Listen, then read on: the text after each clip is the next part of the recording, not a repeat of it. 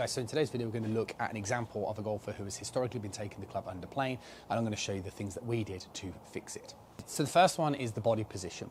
Okay, the golfer had a posture position where the pelvis was pointing too much down towards the ground. So if I sort of turn, keeping my pelvis pointing like this, the problem is we can't produce any extension inside the swing. So if I sort of show you from this perspective, the rotation and the movement looks very much like this. Now, as I hold the club, keeping my pelvis pointing down, it's going to drag the club in this sort of direction. So one of the biggest things that we changed was actually the posture and the pelvis position. Okay, so what this means is when you get set up, you've got to be really careful that you don't kind of let your hips fall too far behind you. You've got to make sure it's much more of a upper body reaching down type of motion with a small softening of the knees.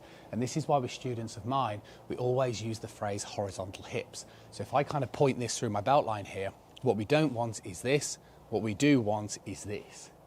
You see, once your hips are more horizontal, you can produce more extension.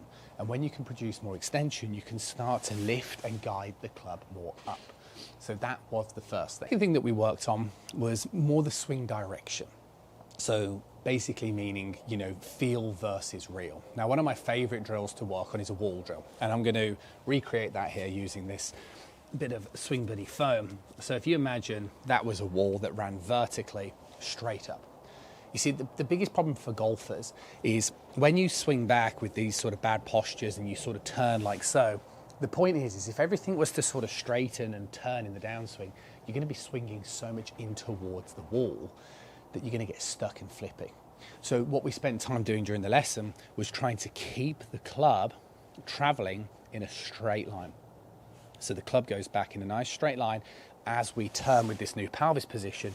And what those two movements did is they got the club moving from a position of being terribly under plane to a position that was much more on plane, which now means that this golfer in the future sessions can start to progress on rotation and better arm movement in the downswing.